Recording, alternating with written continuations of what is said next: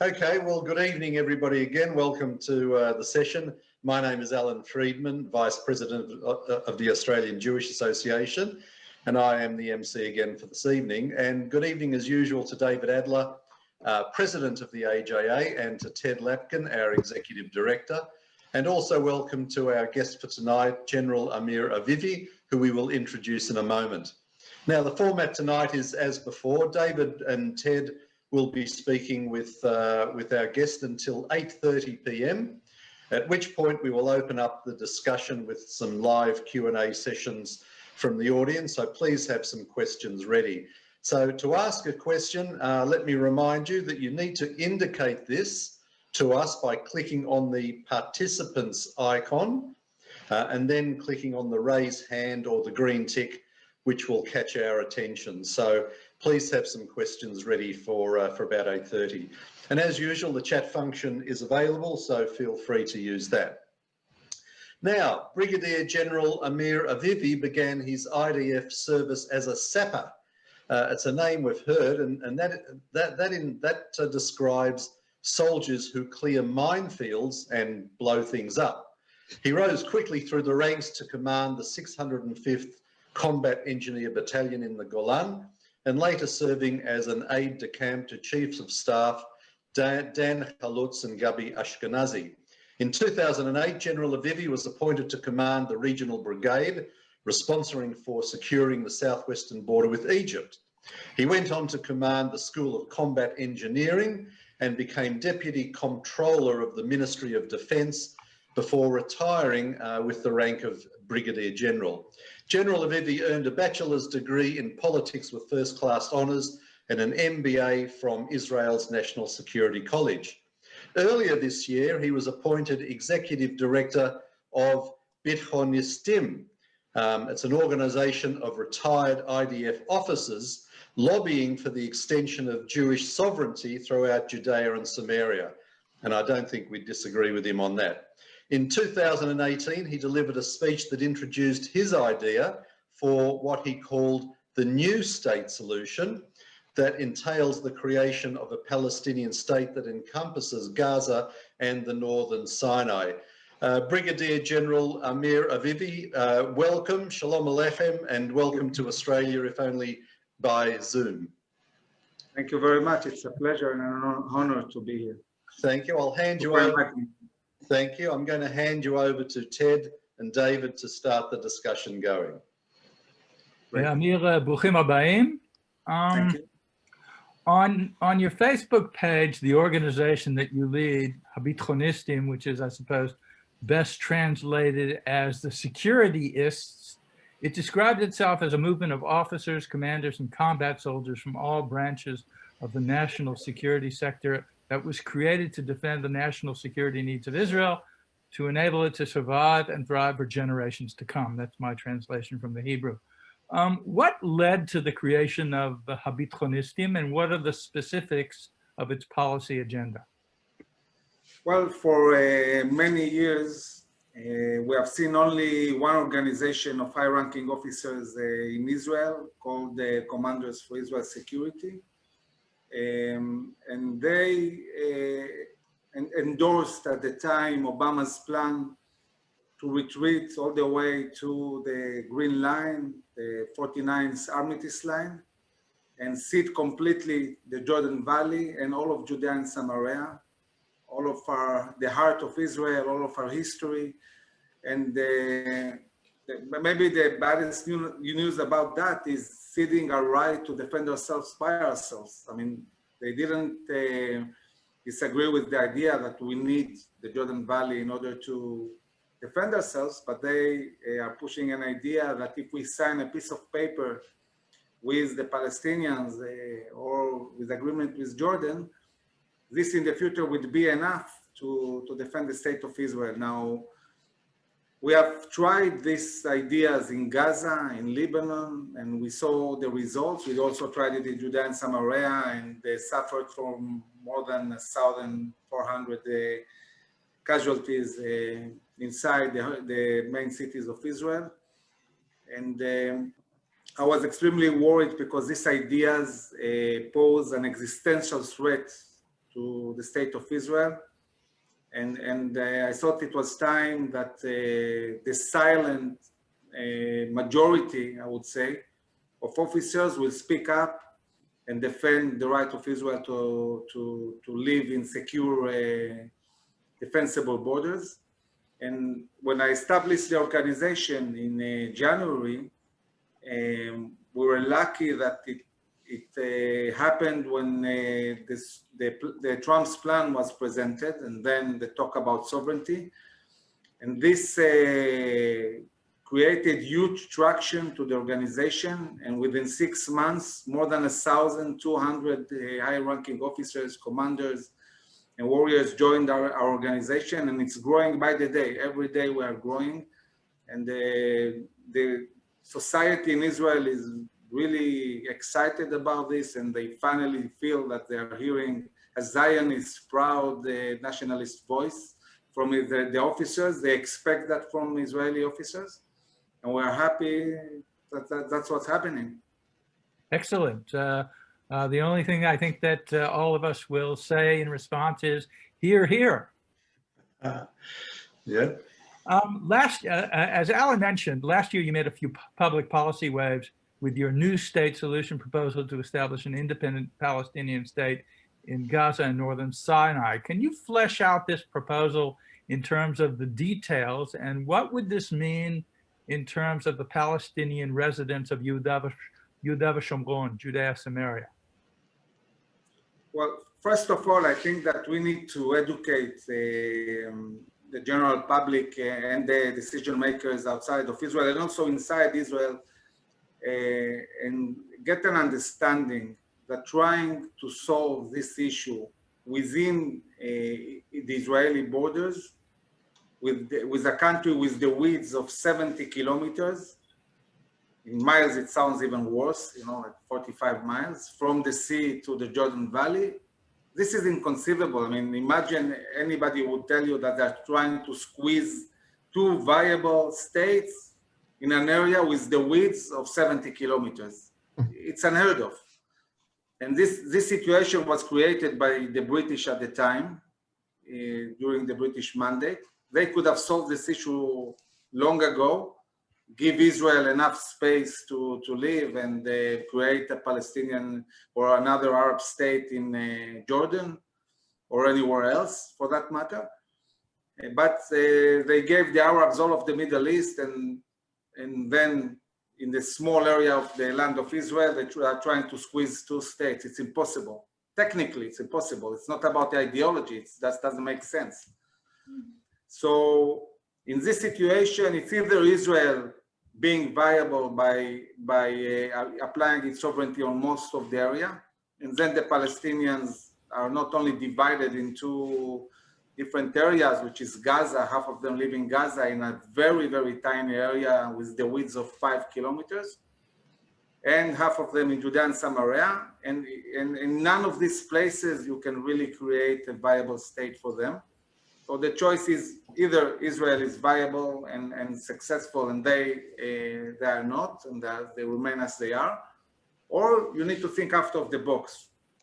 Now, the Sinai Peninsula presents an opportunity because it's a huge, huge area. It's, I mean, not like Australia, of course, but you know, talking about our area, it's a 60,000 kilometers squared, which means that even only 10% of the Sinai Peninsula, 10% of the northern part of the Sinai Peninsula are bigger than all of Judea and Samaria and Gaza.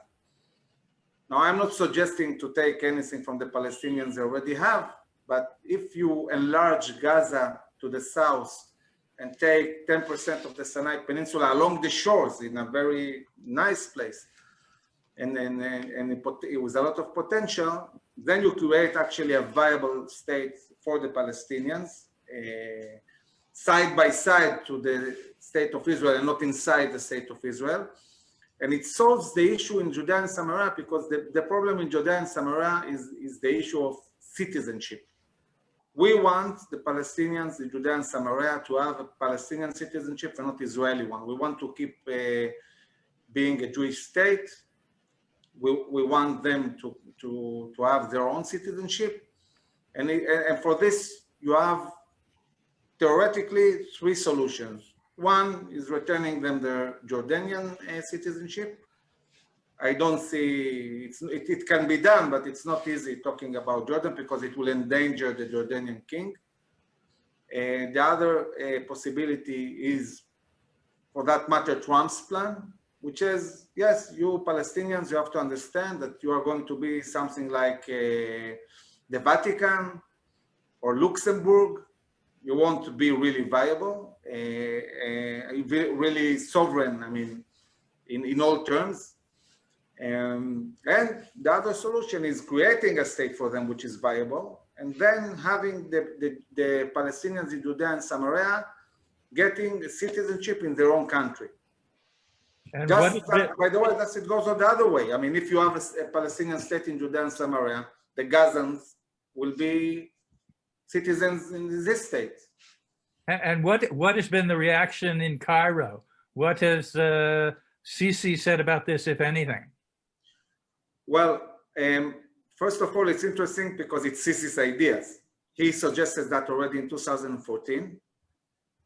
He suggested it because he wanted to be the center of international attention at the time. And I want to remind that at the time, Obama, as American president, he sided with the Iranians.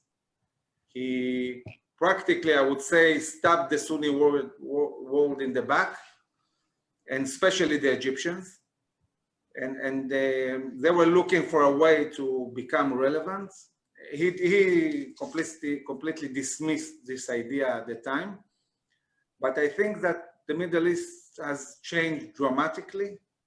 Interests have changed. I've been talking for the last 4 or 5 years about what is going on now, the fact that we're signing peace agreement with the Sunni Arab world. We knew this will happen a long time ago, because now there is a real interest between us and them, and this is, the interest is dealing with the Iranian threat, which for them is an existential threat. They are afraid that Europe and a democratic president in the States would ally again with the Iranians, and they want to make a coalition with Israel and say to the Europeans and the Americans, look at us, we are a strong coalition, and side with us, not with the Iranians. And what has been the reaction at the Muqata and the Palestinian Authority? Well, we talked to some Palestinians, and when you analyze the Palestinian interest, I would say this. It's not, you know, usually for some reason when we talk about Palestinians, we imagine like there is one way of thinking, and they're not different from us. I mean, imagine somebody talking about Israel or about Jews, but we all think the same. It's inconceivable. I mean, 2 Jews have at least 3 ideas, right? Three ways of looking at things. So for them, it's the same. In Gaza, this is a whole different issue. 70% of the Gazans, because of the hard lives they have today, say that if somebody opens the border with Egypt and let them go out, they will emigrate. Most of them want to leave Gaza. The life in Gaza is terrible. Most of them are unemployed. And if you offer them possibilities in another part of the Sinai Peninsula, where you can build a fabulous shore with hotels and the industry and so on, this could be very appealing for the Gazans. The people in Judea and Samaria, most of them want to be part of the Israeli ecosystem. They want to be part of a state with $40,000 GDP and not $3,000 GDP. They work in Israel anyway. They interact with us every day. They are pretty much fed up with the Palestinian Authority. So our interest is to have them as workers and work with them and so on, but not letting them have Israeli citizenship. So we need that solution for that. So many of them are willing to have a Palestinian citizenship and interact with the Israeli economy and work in Israel and so on. And for us, it's a very good solution. Okay. So I think there is traction for that. Yeah, I remember Tzvi Yechezkeli, the Arab affairs correspondent. He went to the Jordan Valley, and because he speaks fluent Arabic, and he was interviewing people, and they all wanted an Israeli ID card. So yeah, I wanted to ask you about Hezbollah, which is in the north. We hear conflicting reports about the impact of Hezbollah's intervention in the Syrian civil war on behalf of Bashar al-Assad. On the one hand, Hezbollah has suffered thousands of casualties, with many senior commanders killed and wounded, so that degrades the command quality of the organization. But on the other hand, we read reports how it's gained valuable combined arms warfare experience, conducting successful operations using infantry, armor, and artillery at the battalion and even brigade level. So in your view, does the positive, from our perspective, which is substantial casualties, outweigh the negative, which is this enhanced operational expertise when it comes to Hezbollah's involvement, and how does that manifest in terms of its war-fighting capabilities vis-a-vis Israel? Okay, before I answer about Hezbollah, I see some questions, and I want to finish talking about the new state, if it's okay. Okay. First of all, say here that talk about Mordechai Kedar plan, which is called the Emirate plan. First of all, Mordechai Kedar is in our movement, the Bitchonisti movement, Dr. Kedar. And what I'm suggesting is not opposing what Kedar says, because when I say potentially the Palestinians could have a state in Gaza and the Sinai Peninsula, it means they don't have a state in Judea and Samaria. And then the question is, okay, so how are they organized in Judea and Samaria? Mordechai Kedar's idea is great as a way to organize them in small local emirates based on the main cities of Judea and Samaria. It's a good solution. I think it's relevant, and there are other solutions which are also relevant. Basically, what we're saying is, once you create a state for the Palestinian elsewhere, the issue of Judea and Samaria becomes much simpler. First of all, we don't need to give them any more land than what they have already, and they are controlling today 95% of their people. We won't need really the Palestinian Authority, and therefore Mordechai Kedar plan is good. Another thing that was mentioned here is the Gazans are already Egyptians. The Egyptians don't see them as part of Egypt. The question is really, look, it's very simple to say, look, the Palestinians are not even a nation. Why should they have a state at all? And Gazans belong to Egypt, and Judea and Samaria, they belong to Jordan, and so on. But this idea hasn't gained traction in the Western world. And I can tell you that when I promoted the new state solution, and I've talked in the most prestigious universities in the United States and Europe. I've been 3 times in the British Parliament and numerous times in the Congress and Senate. Even when you present this idea to the most liberal people, it has traction. It has traction for a very simple reason, because it offers a Palestinian state, and not at the expense of Israel. And it offers a Palestinian state that is much more viable than any offer people have put forward until today. When I ask somebody who is considers himself as very liberal, if he thinks that locking up 2 million Palestinians in Gaza, in an area with the width of 5 kilometers, is a solution in the long term, people start understanding that the ideas that have been pushed until now, namely the 2-state solution, is, well, I would say bullshit, looking at it even from a Palestinian point of view. They are not really being offered a real sovereignty, a real state, and we need to explain that to people.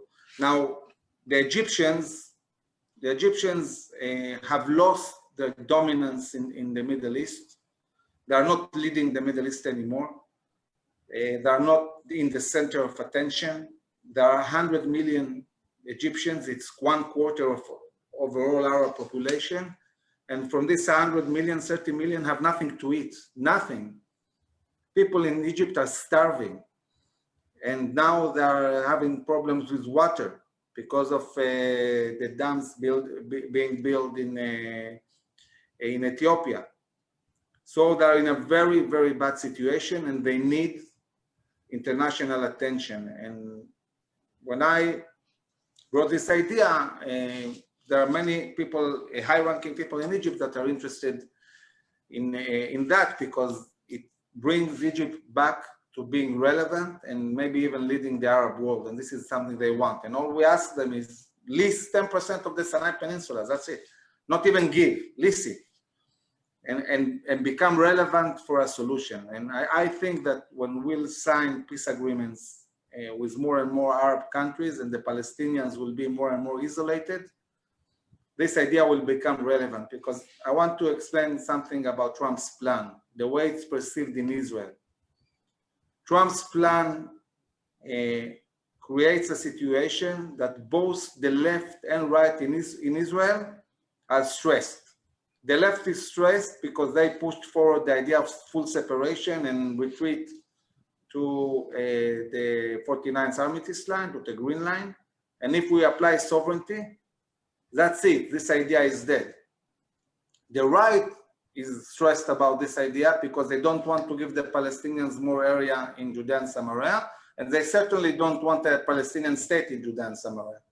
And Trump's plan is talking about a Palestinian state there and giving them 30% more of the area. So both sides are unhappy about this solution. So basically, we need to push forward a new solution, and we need to be the ones to push it forward. We need to bring to the world a solution. We cannot expect others to bring us solutions. And we want something that is beneficial for Israel, very beneficial for Israel, but it's also a solution for the Palestinians. Saying that we don't want a solution for the Palestinians, we can say that, but it doesn't have traction. It's not something that we can push forward and convince the world that that's a good solution. And by the way, you see now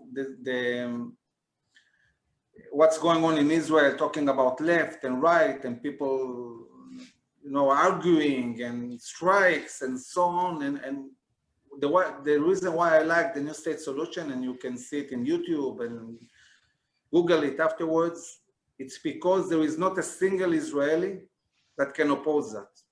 It gives the left everything they want, a fair solution for the Palestinians, and it gives the right in Israel everything they want. Full control of Judea and Samaria, full sovereignty. And without needing to give 2 million Palestinians Israeli citizenship. This is why this idea, I think, will be in the future the leading idea that will be pushed forward. And I don't see Trump's plan. I hope there will be sovereignty, but I don't see it afterwards moving forward because there is no interest to apply the next part of Trump's plan, which is building a Palestinian state in Judea and Samaria. And talking about Hezbollah, I'll say shortly that Hezbollah, as you said, they lost huge amount of terrorists in the fight in Syria. The morale is down.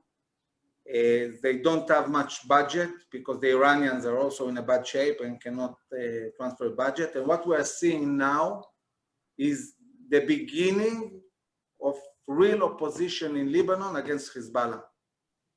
And I believe that this will grow, and the more states sign peace agreements with Israel, the more there will be incentive in Lebanon to get rid of Hezbollah and side with Israel and the Sunni Arab world. The Lebanese at this stage, they have to decide. They have to decide if they're siding with the Iranians or with the Sunni Arab world and Israel.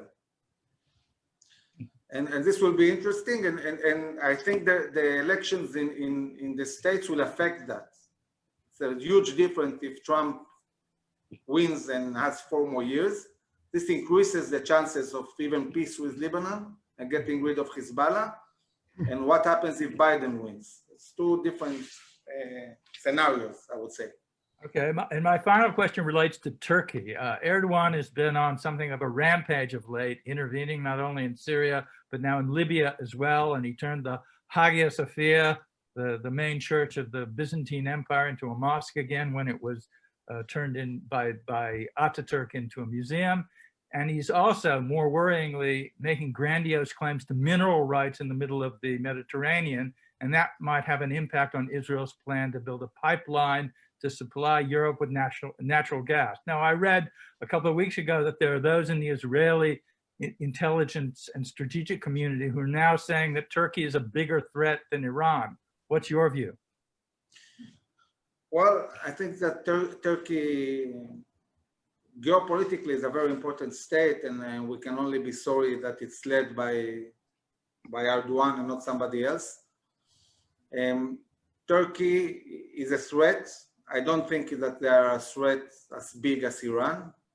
And I think that at the moment they are suffering from huge internal problems. Their economy is collapsing. There is a lot of opposition against Erdogan.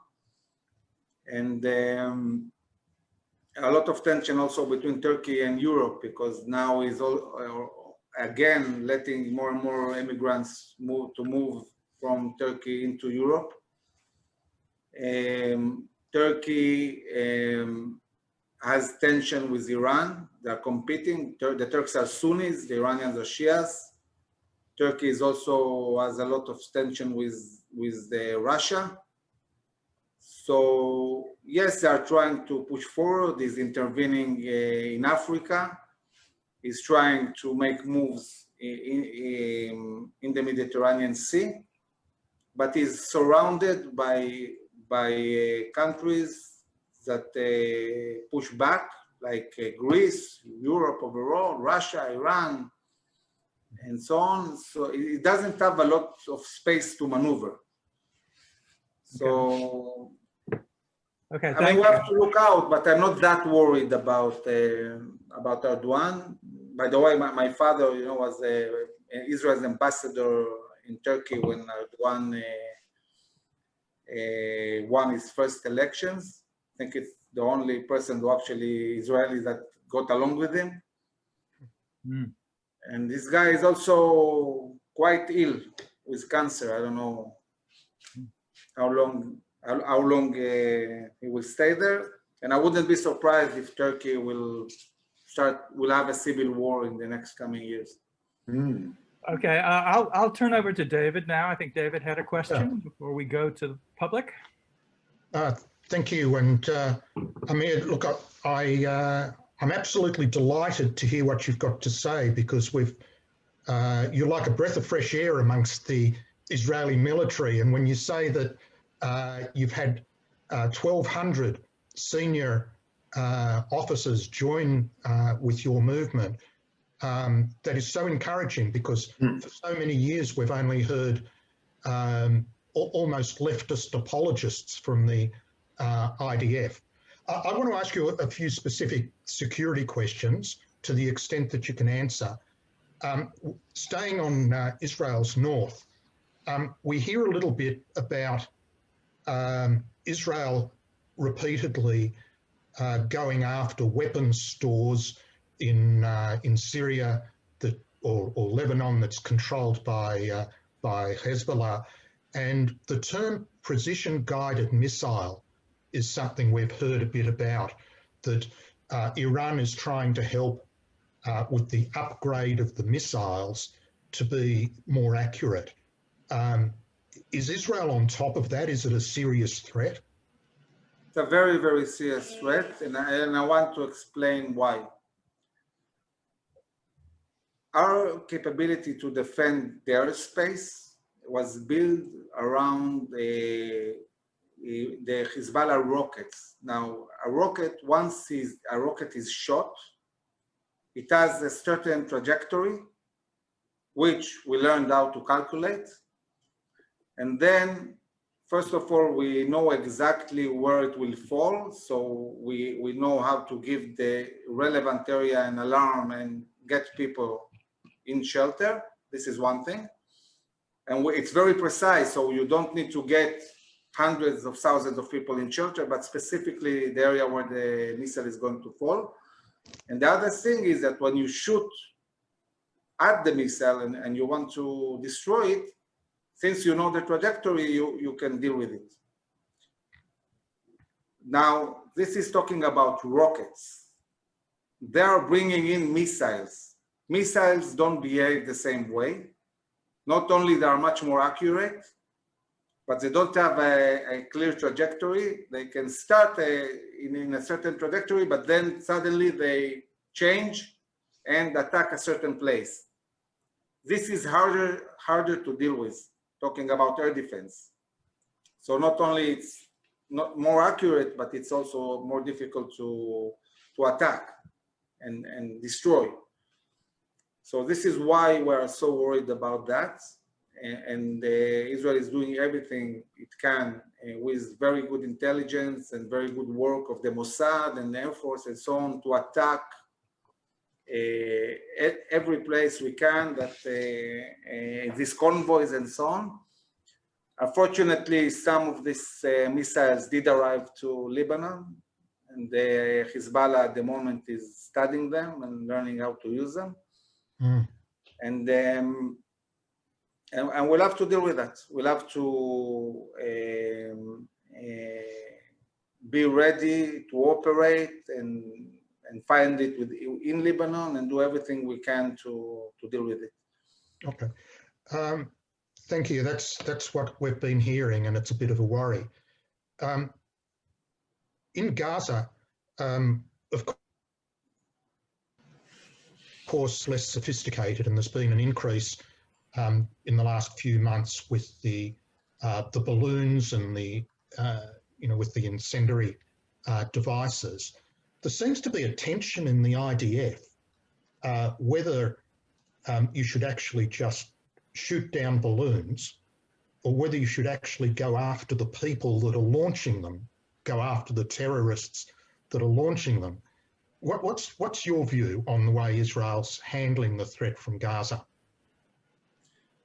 Well, first of all, I'll say that I served twice in Gaza. I was the chief engineer, combat engineer officer of the division when it was still inside Gaza. And after a few years ago, I was deputy division commander of the Gaza Strip. So I know this area very well.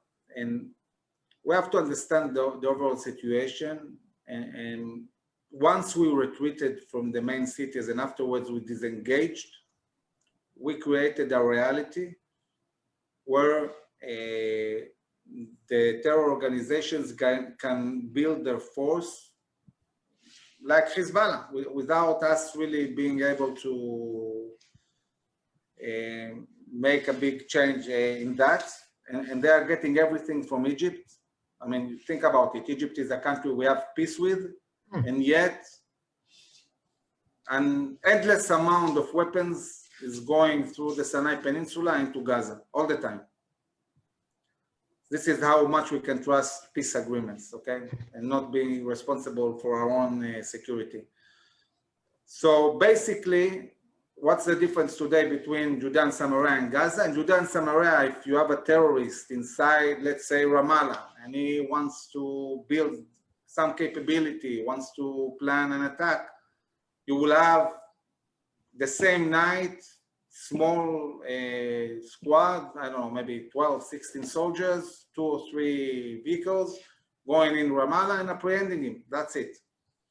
In Gaza, in order to cross the border, if you go in, this is war, full scale war. It's like going into Lebanon. It's war.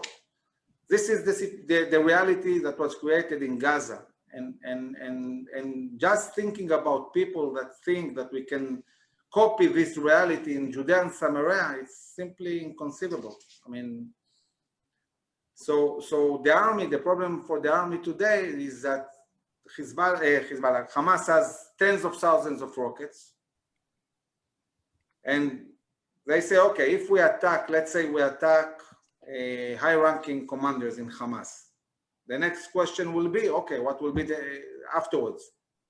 And if they start shooting thousands of rockets at Israel, this is now scaling into war or a big operation. So we're in a situation that we're all the time trying to maintain a situation that doesn't get out of control. But the basic situation is bad because they are building their forces all the time. They're digging tunnels, endless amount of tunnels. Sometimes it seems to me like if they dig a bit more, Gaza will disengage and will sink back in the Mediterranean Sea. I mean, I don't know how much there is to dig anymore. I mean, look, we'll open up for questions. So as Alan indicated, if anyone wants to ask a question, I just want to say in closing that I hope that on our next trip to Israel, please God, in the not too distant future, or should you return to Australia as our guest, I'd love to get to know you a bit better, have a meal or to have a drink, whatever. So back to you, Alan, and you can take the questions. Okay, thanks, David. Thanks, Amir. Okay, now's the time to put your hand up, folks, if you want to ask a question. Now, before we started, Stephen had a question, and I think, Stephen, maybe it was partially answered by Amir. So if you want to expand on your question, just perhaps put your hand up. In the meantime, I'd like to ask you, Amir, the F-35 fighter jets that Israel's planning to, or America's planning to sell to the United Arab Emirates, what's your view of that? Is that a worry for Israel? Well, first of all, there is a law in Congress that Israel's edge must be maintained. So even if the administration wants to sell something to the United Emirates, the Congress will have to look at it, check, and they might say no. It's not obvious that this is going to happen. And this is one thing. The other thing is that we have to remember why we're allying with the United Emirates. We want to deal with the Iranians. Now, from their point of view, they're saying, okay, we are on the front of Iran. We are threatened by Iran. We need capabilities in order to deal with Iran. So it's not surprising that they're asking for this capability. Now, there are many different kinds of F-35 and many capabilities inside this plane. And even if they are sold an F-35, the question is what kind and with what capabilities. So we can make sure, and I'm sure that will happen, that even if they get in the next 8 years some of these planes, there will be planes that will not compete with the Israeli planes and will keep our technological and the military edge over any state in the Persian Gulf. Okay, and at one point Israel was developing its own fighter jet, the Levi, and that didn't seem to go anywhere. What happened with that? It was basically it was too expensive,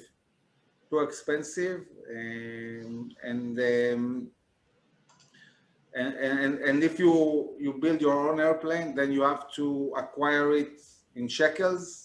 And today, most of the budget for acquiring large-scale capabilities are based on the American money that Israel gets, which is $3 billion a year.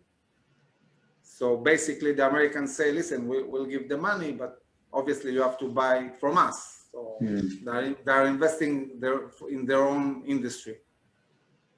Okay. All right, we've got some questions from the audience. Michael, I think you're first, and then Reuven and Moish. So Michael, please unmute yourself and ask your question.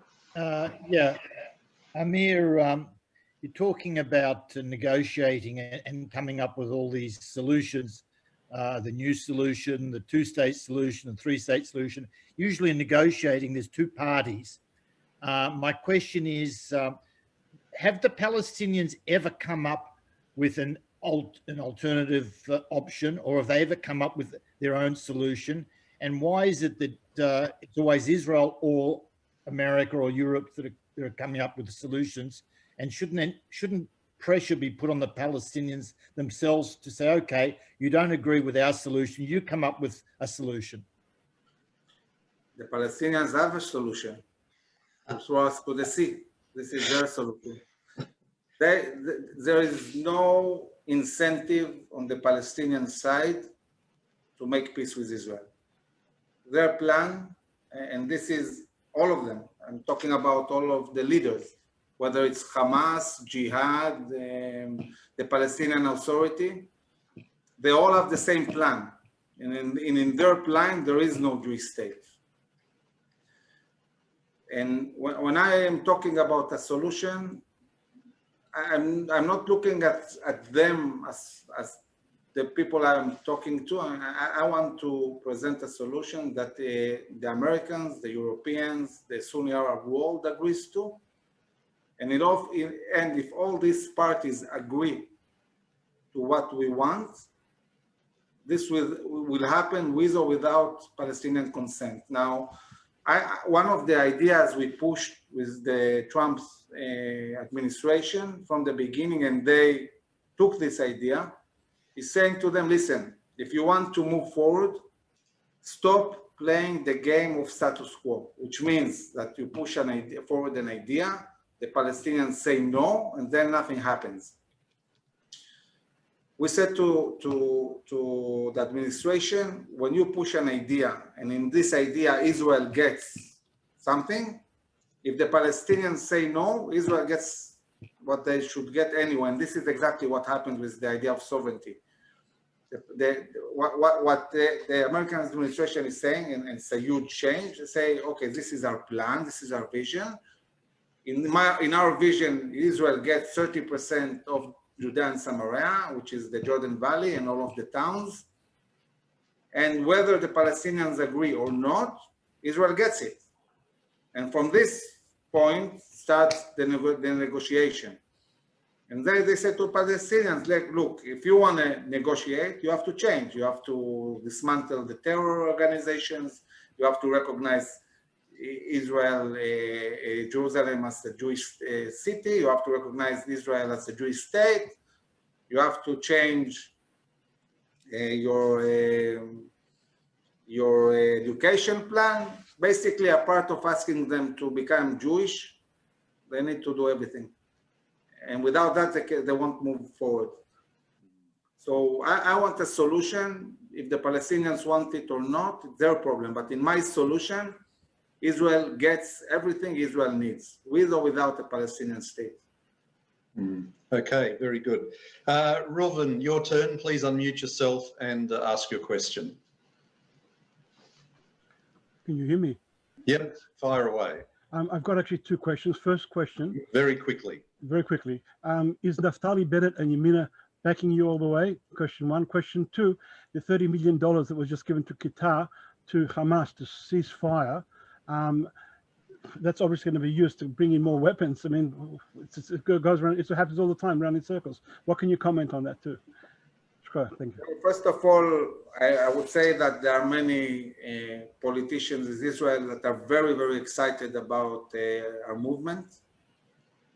We met with Ayelet Shaked 2 weeks ago. We're meeting with Bennett in a week's time. The first politician to understand how big is this movement was Netanyahu.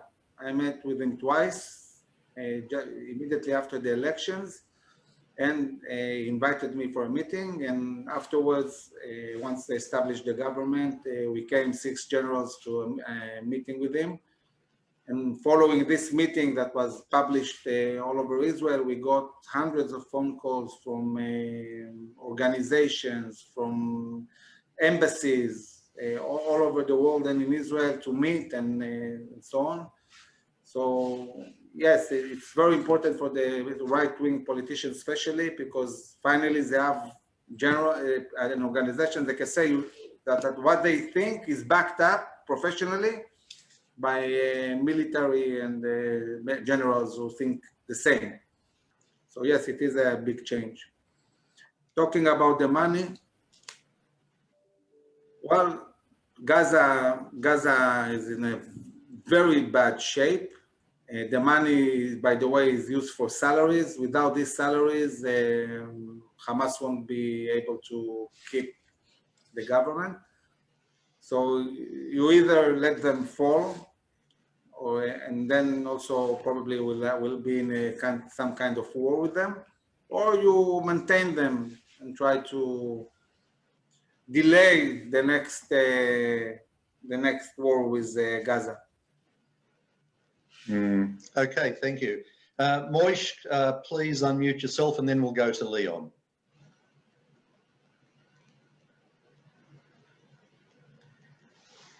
Moish Trebish? Maybe meanwhile I will answer about sovereignty. As you know, in order to sign this peace agreement now, Netanyahu agreed to suspend the application of sovereignty. I must say that we are not happy about that at all. I think that for Israel's security, applying sovereignty is much more important than anything else. And what the message we are conveying to the government and also to the American administration, we're saying, okay, we can live with suspending it for two months or 3 months or whatever, but this needs to happen because applying sovereignty in the Jordan Valley and the Jewish towns, this will ensure Israel will thrive for generations to come. This is not talking about what will happen in the next 6 months, 1 year, or 5 years. This is talking about Israel being able to survive in the next 1,000 years. And this must happen. And I think there are many people in the administration that understand that. And we are hoping that Netanyahu will be serious enough to apply it after he signs this peace agreement. Okay. Leon, have we got you? Hello. Oh, okay. Yeah.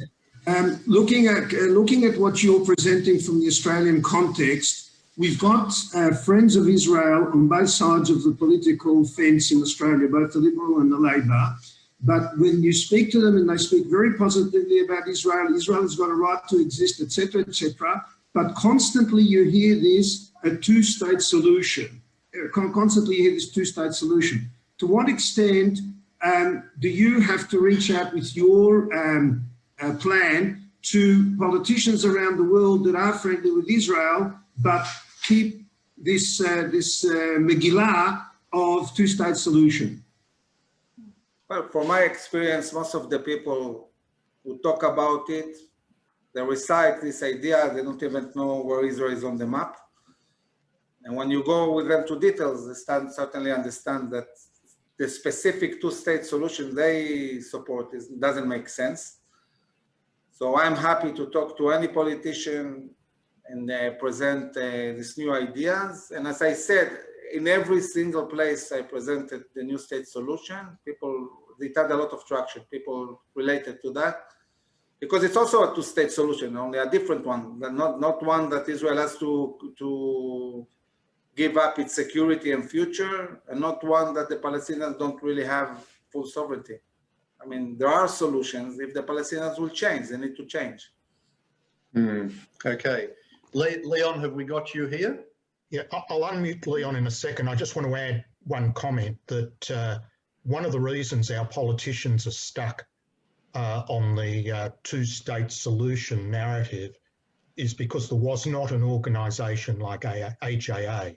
And frankly, we can't expect our politicians to be more pro-Eretz Yisrael than the voice in the Jewish community. And like other places around the world, we've seen a drift to the left, we've seen a drift away from Torah values. And that's why the foundations of our organisation are very much in favour of the integrity of Eretz Israel. Hmm. Over to you, Okay. Leon, please unmute yourself. Israel. Have we got Leon? Leon, can you unmute? Hello, Yes, Oh, you there do you are. now. can you hear me now? Yes, Yes. we can. Oh yes, I say good evening, Amir. How concerned are you that a possible Democratic administration in the USA would be even worse than Obama's? Well, first of all, I'm worried. I surely would like to see President Trump elected again. But I'll tell you something interesting about Obama. Obama, I would say that from the beginning, everything he did was supposedly bad for Israel. He sided with the Iranians. He supported the Muslim Brotherhood and so on.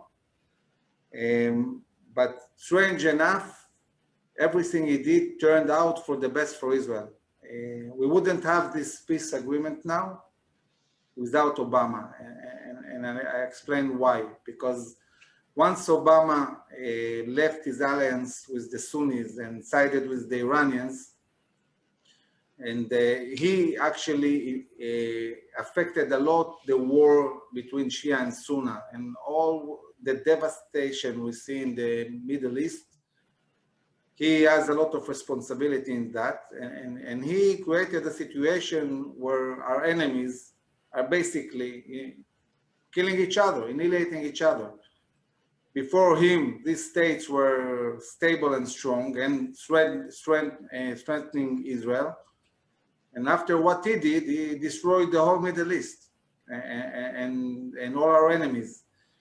The other thing is that because he signed a very, very bad agreement with the Iranians talking about nuclear capabilities, and the only country that opposed this was Israel, the Sunni Arab world understood that they cannot trust the Americans anymore because they don't know if there will be a Democratic or Republican president. And the only state they can trust is Israel. So now they put their trust on us, and this is thanks to Obama. And the reason why all these states are now running to sign agreements with Israel, because they're afraid of the next president. They're afraid it will be Biden. So this is pushing the states to sign peace agreements with Israel. So sometimes, you know, I say that Obama is a reincarnation of Bilam, who came to curse Israel and blessed it at the end of the day. Okay. Amir, I just want to ask you one more question. We are coming up close to time. And you talked a little bit about America and how Israel gets so much money from the Americans, but then it has to spend that money in America. Is there likely to come a time when Israel can be fully self-sufficient in terms of its defense needs? I think that Israel is fully self-sufficient if it wants to be. I mean, we're a very strong country, we're a very strong economy. And I would set a plan looking 10 years from now, 15 years, a plan to stop this agreement and build a new agreement, not one that we supposedly get money for free, but a plan for a full cooperation, a strategic one between Israel and the States. Because I think that maybe it would sound strange, but they are getting more for this money than what they are paying. They are getting for free all our technologies, which they would have paid otherwise a lot of money to get. Mm. So I think it will be more beneficial for Israel not to get money like that, but rather sign agreements like we have, for example, with Singapore, where they bring money and we'll bring the know-how, and we build together different technologies and weapons. Okay, very interesting. Okay, we are coming up to time. I'll hand back to David just to make some closing remarks and tell us what's coming up. Over to you, David. You're muted, David. Yeah, you need Okay. to. Firstly, thank you so much, for, Amir, for your time. And I hope it won't be the last time you join us, because really, when I say it is refreshing to have your insights and your approach and the way that you fuse the real political challenges with Israel's security from a base of your military experience. It's a fantastic contribution, and I'd like to foreshadow that in some months ahead you may well get another invitation to join us, and I hope that we will see you again. Now, what's coming up next week is also particularly exciting, and I'll just show you the next week first. We have one of Israel's most senior diplomats joining us. Many of you will be familiar with the name Yuval Rotem, because he's a former ambassador to Australia from Israel, and he's become the Director General of the Ministry for Foreign Affairs. And obviously, everything that's been happening from a political aspect, most visibly with the announcement concerning Israel and the UAE, he's been intimately involved in that. He told me a couple of days ago that he's been to the UAE 4 times in the last year, so we can look forward to some real understanding and insights from Yuval next week. And finally, just in closing, the usual thing, if you haven't yet supported AJA with these 3 things, please consider doing so, to like and follow the AJA Facebook page so you can see the news and views items. If you want to receive our emails, just send your details to the AJA email address there, office@jewishassociation.org.au. And finally, if you're not yet a member, at the website, you can apply for membership. And of course, we always welcome donations and contributions. And that's really it, Alan. Thank you to our guest and to everyone here.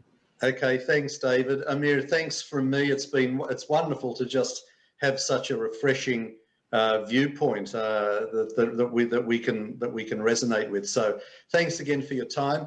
Thanks everybody for joining us. We'll look forward to seeing you again next week at the same time. So for now, it's good night to you all. Good night. Thank you very much.